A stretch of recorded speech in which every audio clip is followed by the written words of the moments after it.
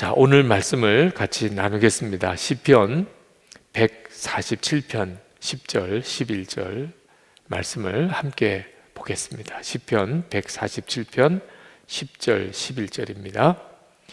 여호와는 말에 힘이 세다 하여 기뻐하지 아니하시며 사람의 다리가 억세다 하여 기뻐하지 아니하시고 여호와는 자기를 경외하는 자들과 그의 인자하심을 바라는 자들을 기뻐하시는도다. 아멘. 이미 여러 번 말씀을 드렸습니다만 다시 한번 다짐합시다. 무슨 일이 있어도 어떤 상황이 닥쳐올지라도 우리는 꿋꿋하게 하나님이 기뻐하시는 일이 뭘까? 그것만 계속 찾으며 하나님이 기뻐하시는 일만 하는 겁니다. 네. 그러면 지나고 나면 정말 잘했다. 야, 그게 길이었구나, 답이었구나 하는 걸 알게 됩니다. 어떤 뜻에서는 삶이 굉장히 단순해져 버렸어요. 그렇죠? 이렇게 할까 저렇게 할까 고민할 게 별로 없습니다. 좋은 일만 벌어져야 된다는 것도 사실 그럴 수 있는 상황 자체가 아니니까요. 그렇죠? 아직까지 주님이 재림에 오셔서 하나님의 나라가 이루어진 때가 아닌 다음에는 좋은 일, 편안한 일만 있을 수가 없는 게 우리가 사는 세상입니다.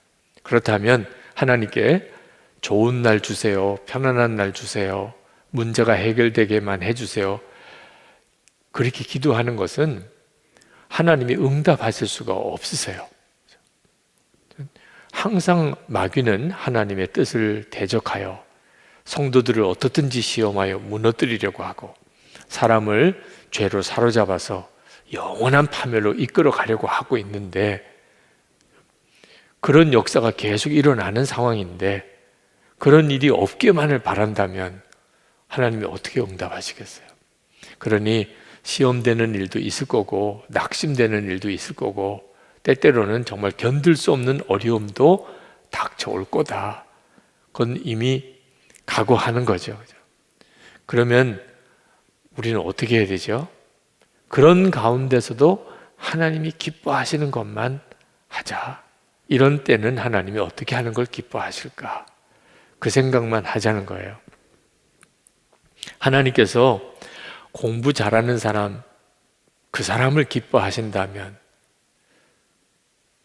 여기 한 두세 사람 외에는 거의 절망이죠. 그죠? 네. 나는 공부는 못해. 이런 사람들은 절망이잖아요. 하나님 공부 잘하는 사람만 기뻐하신다면. 하나님이 참 믿음의 가문의 사람들만, 그런 후손들만 기뻐하신다면 여기 절망하는 사람들도 많을 거예요.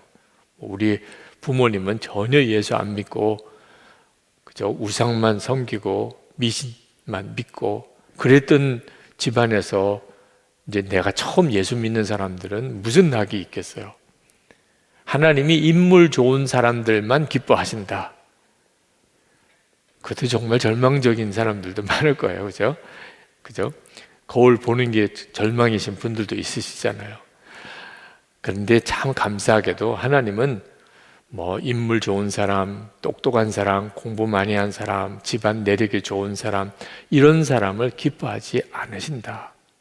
그렇게 말씀을 하셨어요. 하나님은 그런 사람들을 기뻐하지 않으신다. 하나님은 오직 정말 하나님을 경외하고 그리고 진실로 하나님의 사랑을 믿는 사람, 그런 사람을 기뻐하세요. 너무 감사한 거죠. 왜? 그건 할 수 있잖아요. 인물은 못생겨도 인물은 저기 벌써 오래전에 포기를 했는데 하나님을 사랑하고 하나님을 경외하는 것은 얼마든지 할 수 있잖아요. 공부는 못해도 얼마든지 하나님을 경외하는 건 할 수 있잖아요. 그게 너무 기쁜 거죠. 오늘 말씀에 보면 하나님께서 힘센 준말을, 말이 힘이 세다 하여 기뻐하지 아니하신다. 빨리 달리는 힘센 다리를 가진 사람도 반기지 아니하신다. 그 말은 무슨 뜻이냐면 전쟁터에 나갔을 때 그때 그 전쟁터에서 그 마차를 끄는 그런 전차를 끄는 그런 말들, 그리고 잘 훈련된 병사들, 사실 이스라엘 백성들에게 있어서는 그들이 얼마나 정말 귀한지, 사방이 적들이에요. 그러니 그 말들이 끄는 전차, 그리고 전쟁터에서 용맹하게 전쟁을 할 수 있는 군인들이, 그들이 그들에게 있어서는 어떤 희망이고 기대하는 것이었는데, 하나님은 그렇지 않다는 거예요. 하나님은 줌마나 그런 힘센 다리를 가진 사람을 하나님이 반기지 않으신다.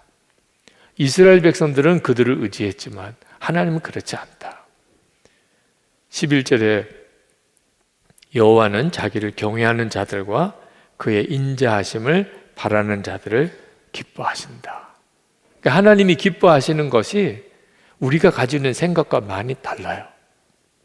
그러니까 하나님을 정말 경외하고 하나님의 인자하심을 바라보는 그 사람을 기뻐하신다. 오늘 우리가 이 힘들고 어렵고 혼란스러운 때 내가 어떻게 해야 잘 사는 걸까? 하나님을 정말 경외하고 하나님의 인자하심을 바라보는 마음을 분명하게 가지는 것. 어떤 상황이 와도 하나님께 소망을 두고 하나님만 의지하는 것. 그걸 하나님이 정말 기뻐하시는구나. 그러니까 하나님이 기뻐하시면, 그러면 때가 지나고 나면 야, 정말 잘했구나, 그게 답이었구나 알게 된다는 거죠. 제가 설교의 열등감이 굉장히 심했을 때 그 답을 주신 말씀이 고린도전서 1장 27절부터 29절 말씀이었어요. 그러나 하나님께서 세상에 미련한 것들을 택하사 지혜 있는 자들을 부끄럽게 하려 하시고 세상에 약한 것들을 택하사 강한 것들을 부끄럽게 하려 하시며 하나님께서 세상에 천한 것들과 멸시받는 것들과 없는 것들을 택하사 있는 것들을 폐하려 하시나니 이는 아무 육체도 하나님 앞에서 자랑하지 못하게 하려 하심이라. 그 말씀을 읽었는데 그 말씀을 믿겠다고 고백하기까지 3일이 걸렸어요. 그 말씀을 처음 읽은 것도 아니었지만 그때까지 제 마음에 믿은 거는 또 아니었어요. 하나님은 약한 자, 미련한 자, 없는 것, 천한 것, 멸시받는 것을 일부러 택하여 쓰신다. 이걸 진짜 믿지 않았다는 거예요. 이걸 진짜 믿지 않으니까 열등감에 빠지는 겁니다. 나는 이래서 부족하고 저래서 못나고 그래서 힘든 것. 하나님께서 그때 마음에 믿으라, 이 말씀을 믿으라. 그래서 그걸 믿겠다고 고백하고 너무너무 울었어요. 그동안에 제가 가지고 있었던 그 열등감이 얼마나 무서운 멍에처럼 저를 누르고 있었는지, 항상 열등감 속에 살았기 때문에 그게 그렇게 무거운 줄을 몰랐던 거예요. 그날 그게 확 꺾어진 거죠. 사람이 자기가 잘나고 능력 있고 실력 있고 그럴 때 사실은 위기예요. 그걸 믿으니까, 그걸 의지하니까. 그 말은 무슨 뜻이냐면 오직 하나님께만 소망을 두고 하나님을 믿는 자는 아니라는 뜻이에요. 하나님이 왜 약하고 미련하고 천하고 멸시받고 없는 것들을 택하시나? 그런 사람들은 자기를 믿을 수 있는 게 없어요. 자기에게 잘난 게 없어요. 그러니까 하나님만 의지하게 됩니다. 물론 자기에게 능력이 없다고 하나님만 의지하게 되는 것이 바로 자동으로 되는 건 아니더라고.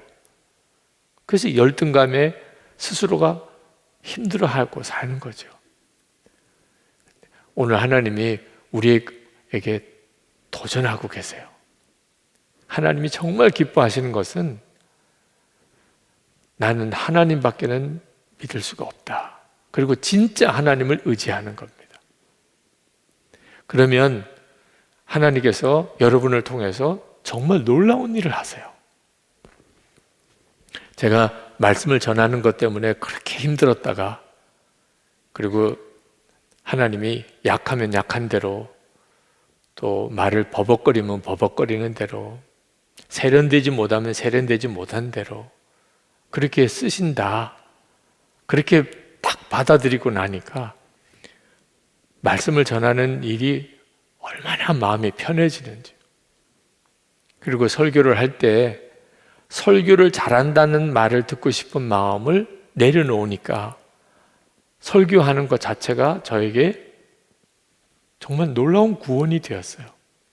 2014년 안식월 6개월을 하고, 그리고 안식월이 끝나는 이제 주일 설교 준비하는데 엄청 힘들었어요.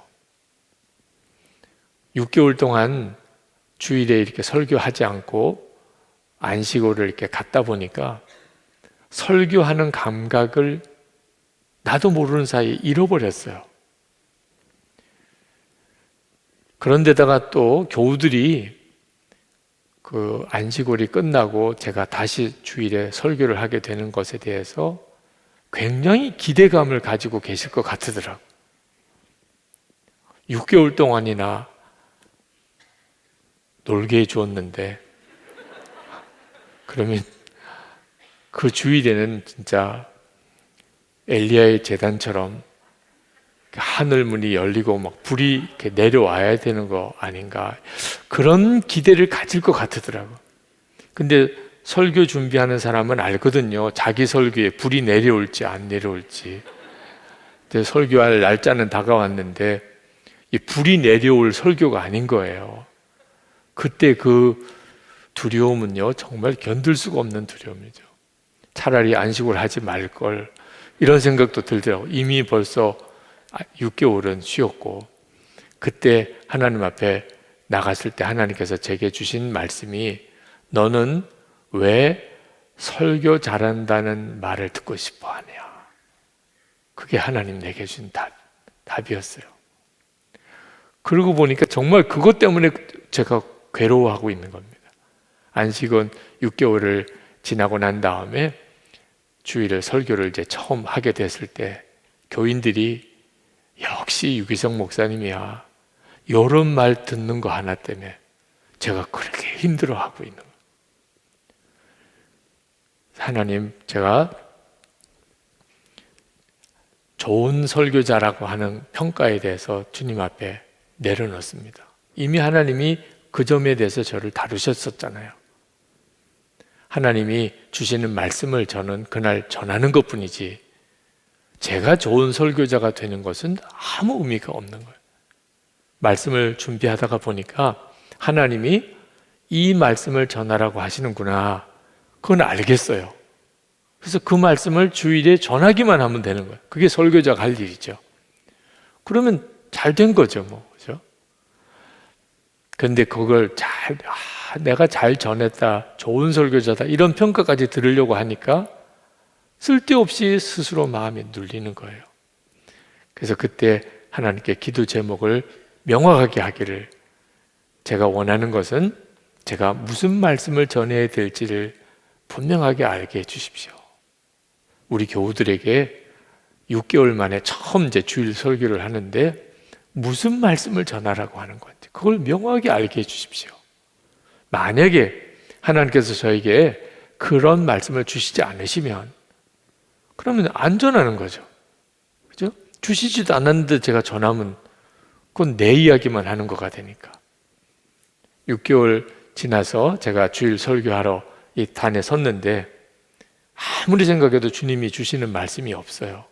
그러면 주님이 말씀을 안 주셔서 오늘 설교를 그냥 여기서 끝내겠습니다. 그러면 되는 거죠. 뭐. 그게 가장 정직한 거죠. 그렇게 마음을 딱 정하고 나니까 너무 편안해지는 거예요. 말씀을 주시면 전하는 거고, 안 주시면 안 전하는 거고, 계속 안 주시면 그러면 사임하는 거죠. 말씀을 안 주시는데 저 혼자서 계속 몸부림치고 있을 이유도 없잖아요. 그렇게 간단한 걸 왜 내가 고민하고 있었나. 하나님만 전적으로 의지하고 나 자신에 대해서는 조금도 신경이 쓰여지지 않으면, 그러면 그 사람은 정말 문제가 될 게 아무것도 없어요. 그리고 하나님이 주시는 말씀을 이렇게 받을 수 있는 마음이 이렇게 확 열리고 마음에 말씀에 대한 기대감이 생기게 되더라고요. 여러분들의 삶도 사실 똑같습니다. 여러분들에게 있어서 진짜 의지할 것은 여러분 자신이 아닙니다. 지금 여러분을 사랑하시고 오늘 여기까지 오게 하신 주님이세요. 우리가 기대하고 믿을 분은 그분밖에 없습니다. 그런 뜻에서 우리가 부족하다, 약하다, 그건 오히려 기뻐할 일이라는 거예요. 내가 부족하니까, 내게는 없으니까, 그러니까 하나님을 더욱 의지하는 거예요. 내가 조금이라도 뭘 가졌다고 생각하고 잘났다고 생각하면 그때부터 하나님 의지하기보다는 나를 더 의지하게 되니까. 그러니까 만약에 지금 이 시간에 여러분이 뭐가 부족하다, 나는 모질한다, 나는 참 능력도 없다, 배경도 없고, 기뻐하세요. 하나님만 의지하기 딱 좋으니까. 그래서 실제로 그렇게 했잖아요. 이스라엘 백성이 하나님이 택하신 이유가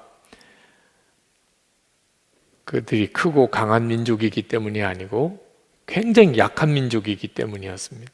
신명기 7장 7절에 여호와께서 너희를 기뻐하시고 너희를 택하심은 너희가 다른 민족보다 수요가 많은 연고가 아니라 너희는 모든 민족 중에 가장 적으니라. 그러니까 하나님이 이스라엘 백성을 왜 택하셨을까? 가장 작은 민족이니까. 이유가 뭐죠?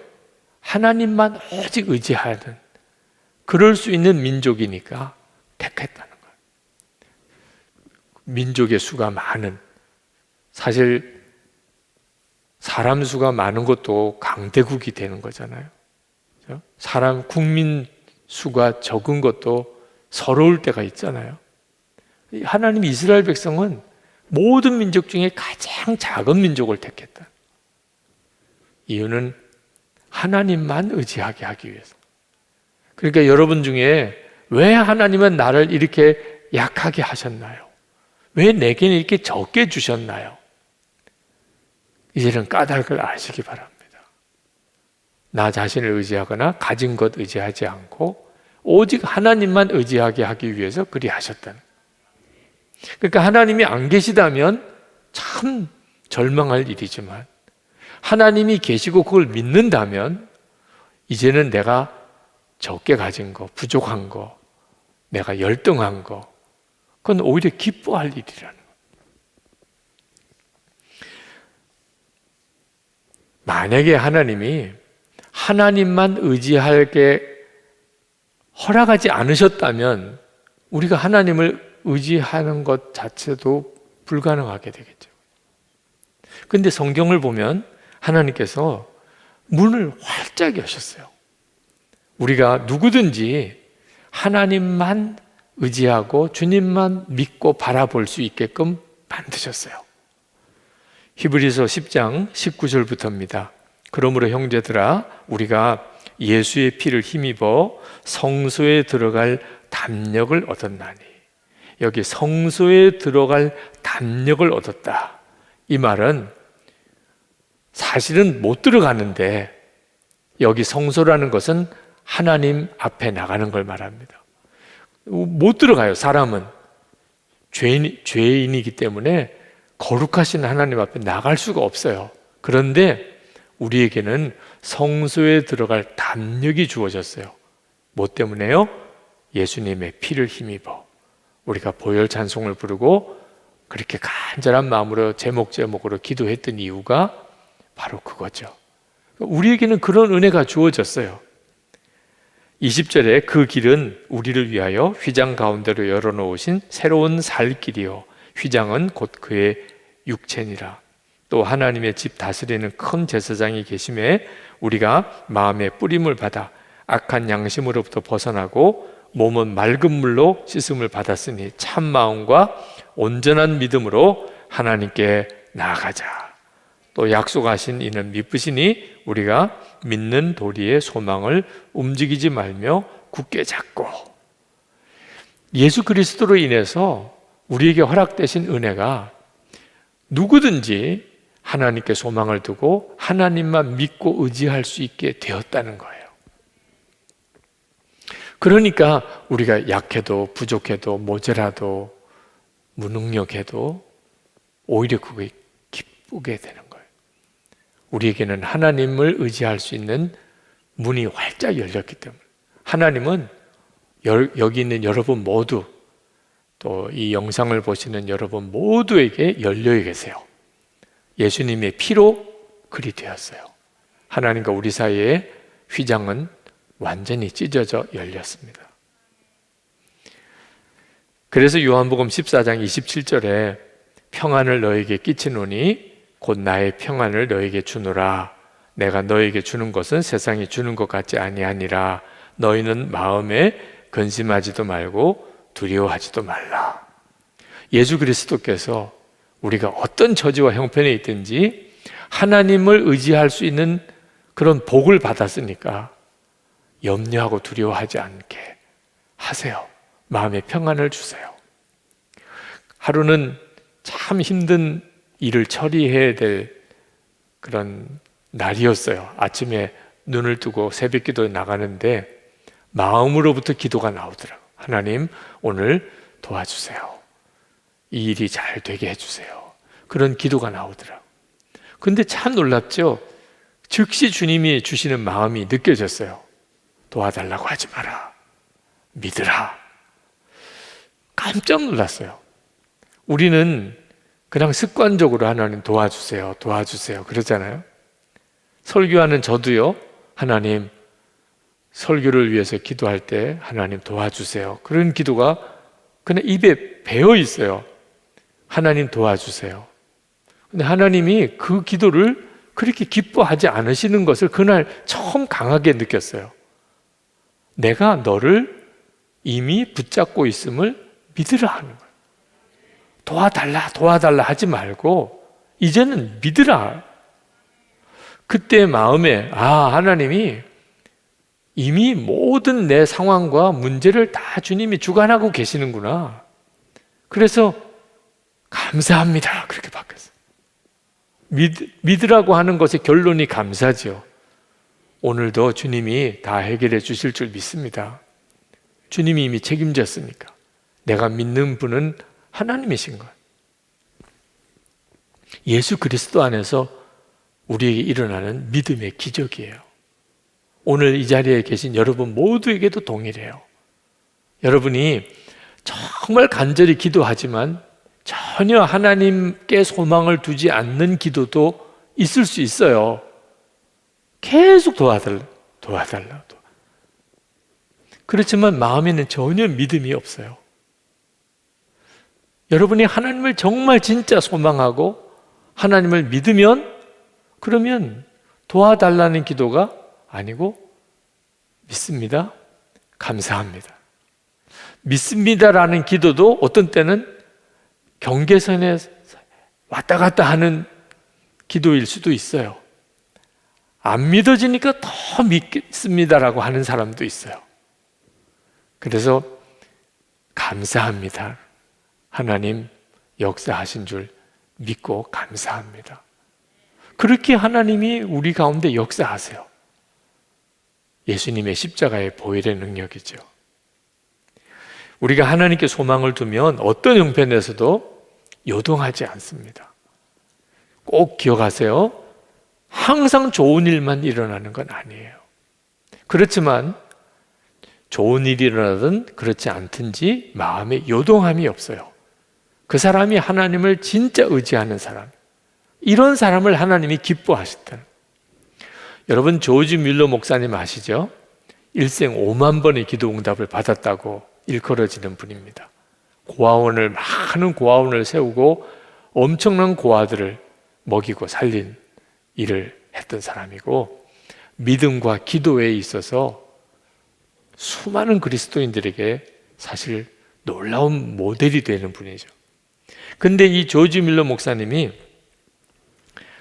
딸 리디아라고 하는 딸이 있었는데 그 딸을 잃어버릴 그러니까 병으로 장티푸스에 걸려서 외동딸이었던 이 리디아가 죽음 위기까지 갔던 적이 있었습니다. 근데 하나님이 그 목사님과 주위에 있는 분들의 기도로 그 리디아를 다시 살려주셨어요. 그때 그 되어진 일들에 대해서 조지 밀러가 이렇게 쓰고 있습니다. 엄청난 시련을 겪을 때마다 주님이 시련을 주신 이유를 알기에 오히려 완전한 평안을 누릴 수 있었다. 전에 한번 주님의 손이 우리 가족과 내게 강하게 임하셨다. 그 시련을 겪을 때 나는 그것이 아버지의 매라는 것을 금세 알아차렸다. 뜨뜻미지근한 내 영혼을 회복시키시려는 하나님의 무한한 지혜와 사랑이 일하시는 것이었다. 그런데 이번에는 그런 느낌이 없었다. 연약하고 부족한 나는 사도 바울과 같이 고백했다. 오라, 나는 공고한 사람이로다. 그러나 그런 가운데서도 이 시련은 내게 임한 아버지의 매가 아니라 내 믿음의 연단을 위한 것이라는 생각이 들었다. 하늘 아버지가 그 아이를 내게 줄 수 있겠느냐 말씀하셨다. 나는 마음속으로 대답했다. 하늘 아버지, 당신이 보시기에 선하신 대로 하십시오. 당신의 뜻이 이루어지이다. 그렇게 사랑하는 아이를 처음 주셨던 분에게 돌려드리겠다는 마음이 정해졌을 때 하나님은 그 아이를 우리에게 남겨주셨다. 딸 아이가 살아난 것이다. 시편 37편 4절에 또 여호와를 기뻐하라. 그가 내 마음의 소원을 내게 이루어 주시리로다. 내 마음의 소원은 사랑하는 딸을 지키는 것이었다. 그리고 만약 그것이 하나님의 뜻이라면 그 아이를 지키는 방법은 주의 뜻에 만족하는 것이었다. 이 시련은 내가 지금까지 통과해야 했던 믿음의 시험 가운데 가장 어려운 것이었다. 그러나 하나님의 풍성한 자비로 하나님의 뜻을 기뻐할 수 있었으니 이로 인하여 하나님을 찬양한다. 그렇게 할 수 있었던 건 주님이 사랑하는 딸을 데려가신다면 그것이 부모에게도 그 아이에게도 최선이며 여기 남는 것보다 더욱 하나님께 영광이 된다고 온전히 확신했기 때문이다. 더 좋은 것을 주실 것이라 믿기에 평안을 잃지 않을 수 있었다. 그러므로 내 마음에는 완전한 평화가 있었다. 한순간도 근심이 없었다. 그 리디아라는 딸이 장티푸스로 거의 다 죽게 되었을 때 그때 조지 밀러 목사님이 하나님께 드렸던 기도가 어떤 기도였냐면 하나님, 제가 그 딸이 살아나기를 원합니다. 그러나 하나님이 그 딸을 내게 다시 돌려보내라 하신다면 그게 하나님께서 우리에게도 그 아이에게도 가장 최선의 것일 터이니 그러면 그렇게 하십시오. 그렇게 했다는 거예요. 그런데 그렇게 했더니 하나님이 그 아이를 다시 살려주셨다는 거죠. 이미 마음에는 하나님이 가장 최선의 결정을 하시는 분이니까, 완전히 하나님을 신뢰하고 나니까 이제는 뭐 살려달라 아니다 이런 문제도 초월하게 되더라.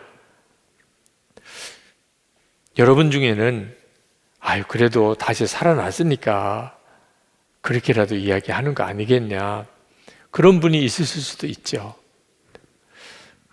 그렇지 않았어요.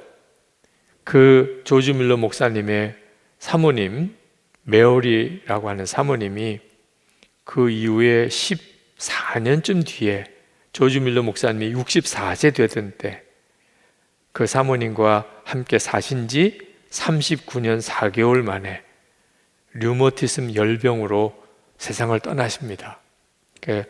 이제 아내가 세상을 떠나게 되죠.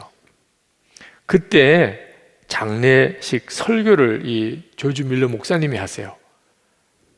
자신의 아내의 세상 떠나는 날 그 장례식 설교를, 그날 본문이 시편 119편 68절입니다. 주는 선하사 선을 행하시오니. 요게 설교의 제목이에요. 주는 선하사 선을 행하시오니. 세 가지 대지로 설교를 하셨어요. 첫째는 주는 선하사 선을 행하시오니 내게 아내를 주셨습니다. 둘째, 주는 선하사 선을 행하시오니 그토록 오래 아내를 내 곁에 허락하셨습니다. 셋째, 주는 선하사 선을 행하시오니 아내를 내게서 데려가셨습니다. 주님은 선하시고 선을 행하시는 분이시라 내게 아내도 주셨고 함께 살게도 하셨고 이제는 데려가셨기도 하셨다. 그게 그분의 설교의 요점이에요. 그가 그 아내가 아팠을 때 이렇게 기도를 했다고 그래요. 나의 아버지, 사랑하는 아내의 때는 당신의 손에 있나이다. 아버지는 생명이든 상황이든 아내와 저를 위해 최선의 것을 행하실 것입니다. 그것이 만약 제 소중한 아내를 다시 일으키시는 것이라면 당신은 그렇게 행하실 수 있습니다. 그러나 아버지가 나를 어떻게 다루시든 부디 제가 당신의 거룩한 뜻을 온전히 만족하며 살게 하소서. 내 아내를 살려주시는 것도 주님의 뜻이고 거두어 가시는 것도 하나님의 뜻인데 중요한 것은 제가 하나님이 뜻을 분명하게 보이실 때 제가 그 일에 대해서 만족하게 하소서. 그게 조지 밀러 목사님의 기도였어요. 아내의 손길을 기다리는 수많은 고아를 보며 그녀의 존재가 얼마나 컸는지를 실감한다. 하지만 이 같은 상황에서도 나는 기쁘다. 지금 아내의 행복이 내게 기쁨을 준다. 리디아와 나는 아내 메어리를 되찾는 일이 손바닥 뒤집듯 쉬운 일이라 해도 그리하지 않을 것이다. 왜냐하면 하나님이 그 일을 행하셨기 때문이다. 우리는 하나님께 만족한다. 이 딸 리디아의 경우 또 아내 메어리의 경우 조지 밀러 목사님이 가지고 있었던 믿음은 전적으로 하나님만 의지하는 거예요. 그분이 그렇게 놀라운 기도 응답의 삶을 살았고 그리고 믿음의 삶을 살았던 이유예요. 그는 하나님이 가장 최선의 일을 행하신다. 그걸 정말 믿었어요. 딸을 혹시 데려가시더라도 하나님은 딸에게 가장 좋은 일이니까 그렇게 하셨을 거다. 그런데 그렇게 하나님께 맡겨드렸는데 딸은 살아났어요. 근데 아내가 아플 때 똑같이 하나님께 기도했어요. 하나님께서 이 일을 하나님의 뜻대로 행하실 텐데 단 하나 하나님의 뜻을 분명히 보여주실 때 내가 만족하게 하소서. 그리고 아내가 세상 떠났을 때 그때 그 조지 밀러 목사님이 기쁘다고 그랬어요. 왜냐하면 내게도 아내에게도 하나님이 가장 좋은 일을 하셨으니까. 만약에 딸과 함께 그 죽은 아내를 다시 살려낼 수 있다. 손바닥을 뒤집는 것처럼 이렇게 쉬운 일이라 하더라도 안 하겠다. 왜? 이건 하나님이 하신 일이니까. 하나님을 전적으로 의지하는 믿음. 우리가 다 하나님을 믿고 의지한다고 하지만 사실 하나님만 전적으로 의지하지를 않아요. 우리는 하나님이 내가 원하는 대로 하시면 그러면 나는 하나님을 믿을 거예요. 근데 내가 원하는 대로 안 하시면 나는 하나님을 믿지 못하겠어요. 대부분 성도들이 이 정도의 믿음에서 그치고 있어요. 나는 하나님만 믿습니다. 하나님만 절대적으로 신뢰합니다. 그러면 반드시 하나님이 나에게 가장 좋은 일을 하세요. 우리가 하나님을 그렇게 의지하니까. 근데 우리가 하나님을 전적으로 그렇게 의지하지 못하니까 우리는 계속 마음이 요동하는 거예요. 하나님이 역사하시는 삶을 실제로 살지 못하는 거죠. 요셉을 우리가 가만히 생각해 보면 대단한 믿음의 사람이었어요. 요셉은 형들로부터 거의 죽임을 당할 위기에 빠지고 종으로 팔려가죠. 근데 그 형들을 나중에 다시 자기가 총리가 되었을 때 만나요. 그때 요셉이 형들에게 뭐라고 이야기를 했냐면 창세기 50장 20절에 당신들은 나를 해하려 하였으나 하나님은 그것을 손으로 바꾸사. 요셉은 하나님을 완전히 의지했어요. 형들이 나를 죽이려고 해도 하나님은 그걸 손으로 바꾸세요. 그런 하나님을 믿는 거예요. 그러니까 요셉은 어떤 일을 만나도 요동함이 없었어요. 내가 원하는 일이든 안 원하는 일이든 요셉에게는 상관이 없었어요. 결국은 하나님이 선하게 만드실 거니까. 지금 여러분의 삶 속에 별의별 일들이 많을 거예요. 오늘 이 성령 집회에 오신 여러분들, 개인, 가정, 직장, 여러분의 건강 문제, 재정 문제, 별의별 일들이 많을 거예요. 영상으로 지금 이 집회에 참여한 분들도 마찬가지일 거예요. 근데 여러분에게서 하나님이 진짜 기뻐하시는 게 뭐냐면 하나님을 정말 믿냐는 거예요. 온전히 하나님께만 소망을 뒀냐는 거예요. 하나님을 경외하고 하나님의 그 온전한 자비하심을 내가 바라고 있어요. 그걸 하나님이 기뻐하세요. 되어지는 일에 반응하지 말고 하나님을 정말 믿는 거예요. 형들이 나를 죽이려고 하는 일이 벌어져도 하나님은 그걸 선으로 바꾸실 것이다. 그게 믿어지면 뭐가 문제가 돼요? 지금 우리에게 이 믿음이 필요해요. 그래야 반드시 지금 되어지는 일이 지나고 나면 다 간증이 돼요. 믿었으니, 내가 그때 믿었으니, 내가 그때 하나님을 온전히 신뢰했으니, 내가 그때 하나님에게만 소망을 두었더니 주님은 나를 이렇게 만드셨습니다. 제가 한번 미국 덴버 쪽에 집회를 갔었을 때예요. 그때 일정이 굉장히 바빴어요. 우리를 안내해 주시는 분이 목사님 한 3일 정도 여기 로키 산맥이 바로 가까운데 좀 쉬었다가 가세요. 못 이기는 저 그렇게 하자고 그랬습니다. 좀 쉼도 필요하겠다. 그리고 미국에 가면 로키 산맥을 꼭 한번 보라 그런 이야기를 많이 들었는데 여행할 수 있는 마음의 여유가 그동안 없었으니 거의 못 가본 곳이거든요. 그런데 그 목사님의 별장이 또 로키 산맥에 있다는 거예요. 별장이 또 얼마나 좋아요. 그래서 그러면 한 3일 정도 그러면 거기 가서 좀 쉬었다가 가겠습니다. 그렇게 약속을 하고 갔어요. 그 로키 산맥에 로키 산맥은 참 정말 풍경이 정말 볼만한 그런 웅장한 산이더라고요. 근데 문제는 별장은 다 좋은 데인 줄 알았어요. 근데 가봤더니 창고예요. 창고를 개조한 미국 사람들은 그런 것도 또 멋이래네요. 거의 창고 같은 그런 곳에 아주 정말 불편한 그런 층고에다가 하다못해 무슨 모텔 같은 데라도 묵으면 괜찮을 텐데 그런 창고 같은 데서 이렇게 지내나 여기서 3일을 보내야 되는 거예요. 그래서 도착하면서부터 마음이 이렇게 확 무너지더라고요. 아니 이게 그렇게 않아도 피곤하고 힘든 일정을 지내왔는데 여기서 이제 3일 동안을 고생을 하고 지내야 된다 이런 생각을 하니까 너무 불편해요. 밤에 자기도 쉽지 않을 정도로. 아침에 일찍 일어나서 그 뒷산으로 이렇게 올라갔습니다.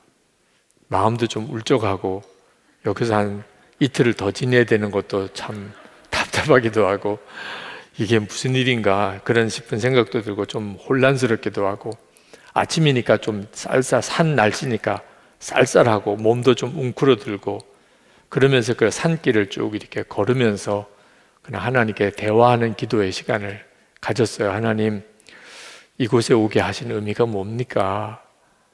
제일 먼저 궁금했던 거예요. 하나님, 왜 나를 여기에 지금 오게 하셨습니까?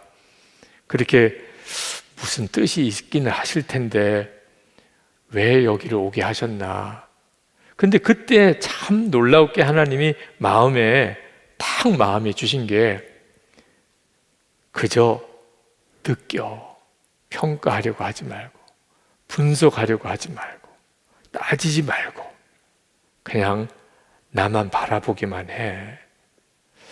그렇게 마음을 주시는 거예요. 그래서 이게 하나님 말씀인가 보다. 그래서 뭐 답답하다, 불편하다, 뭐 왜 일부러 여기까지 와야 되냐, 뭐 이런 생각 다 내려놓기로 했어. 그냥 느끼기만 하려니까 그제서야 그 산의 모습이 보이는 거예요. 그리고 옆에 있는 나무나 풀, 꽃 이런 것들이 그제서야 보이는 거예요. 그 로키 산맥의 산자락에 있는 그 자연, 가꾸지 않은 자연, 새소리도 들리고, 그러면서 뭔가 마음에 새로운 느낌이 이렇게 들면서 산속에 그 참 깊이 이렇게 쭉 빠져들어가는 그런 은혜가 있었어요.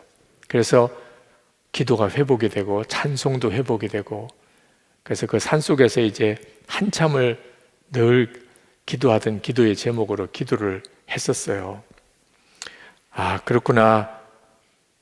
하나님께서 뭔가 뜻이 있어서 하신 건데 내가 생각했던 거하고 다르니까 너무 그것 때문에 막 생각이 매여 있다 보니까 이 좋은 걸 못 봤구나. 그러면서 이제 알게 된 것이 그 집회 미국 여정 중에 기대했던 것들은 항상 실망이고 전혀 기대하지 않았던 것들은 오히려 의외로 좋은 결과들이 있었던 것을 알게 되었어요. 무언가를 이렇게 섣불리 판단하는 건 아니구나. 근데 더 힘든 일이 그날 닥쳐왔어요. 우리를 그리로 안내를 했던 목사님께서 응급 상황이 발생이 돼가지고 갑자기 그 동네에 있는 병원에 응급센터에 들어가게 됐습니다. 정말 큰 일이 벌어질 것 같은 그런 상황이 되고, 우리는 그 응급센터 바깥에서 어떻게 해야 될지 모르고 좀 난감한 처지에 있다 보니까 밤이 너무 늦었어요. 다시 그 별장까지 갈 수도 없는 정도로.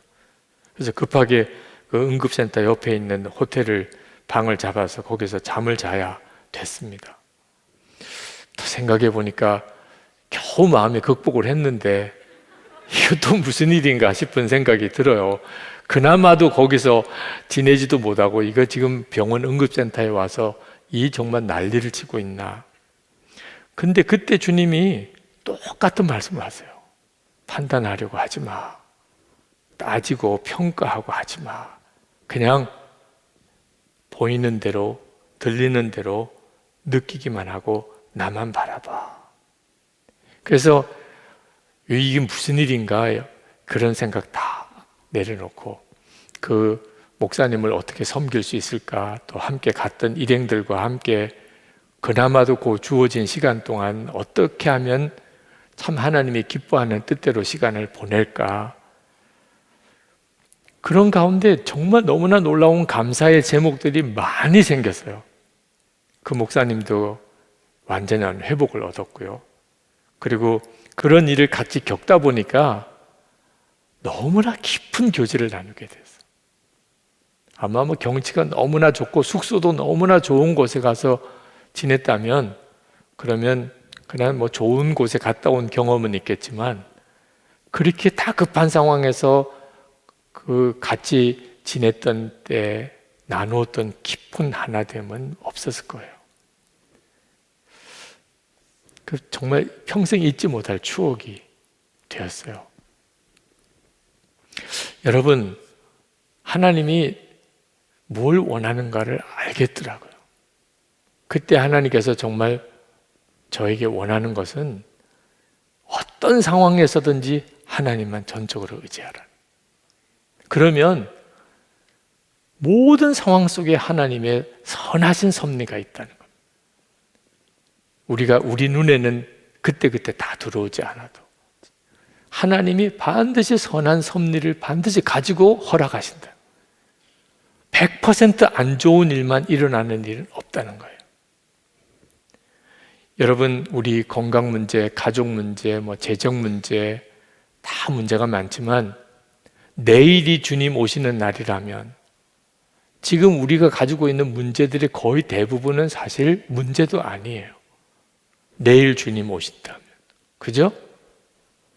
내일 안 오시고 50년 뒤에 오신다면 그래도 문제가 될 건 없어요.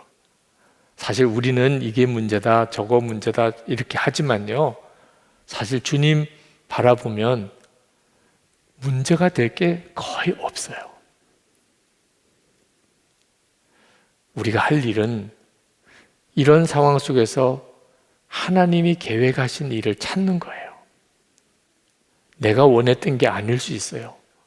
내가 계획했던 것과도 다를 수도 있고, 지금 나에게는 너무 힘들고 당황스러운 일일 수도 있어요. 그런데 여전히 하나님의 은혜 안에 그 모든 일이 되고 있는 거예요. 우리가 할 일은 그 선하신 하나님을 신뢰하는 것입니다. 그러면 하나님이 너무너무 기뻐하세요. 그리고 반드시 그 일이 간증이 되게 하세요. 여러분들에게도 그리 하실 줄 믿습니다. 혹시 지금도 여러분 나름대로 따지고 그리고 분석하고 고민하고 계산하고 있으신 분들이 계시다면 주님이 행하시는 일에 한번 다 맡겨보시기 바랍니다. 하나님이 정말 기뻐하시는 사람은 진짜 하나님을 경외하는 사람, 어떤 일이 벌어지든지 하나님의 선하심을 믿는 거예요. 하나님은 마음이 활짝 열려 계신 것을 믿고 전적으로 하나님께 맡기고 하나님의 선하신 뜻을 기대하고 주님은 합력하여 선을 이루신다는 것을 정말 붙잡는 사람이에요. 그래서 오히려 감사하고 하나님께 여러분의 마음의 중심을 드리는 사람을 기뻐하세요. 우리 찬송을 같이 부르십시다. 나의 영혼이 잠잠히 그 찬송을 부르시고 기도하시고 오늘 여러분의 마음의 심령에 주님을 향한 완전한 신뢰가 회복되기를, 그리고 완전히 주님을 의지하는 믿음을 갖게 되기를 축복합니다.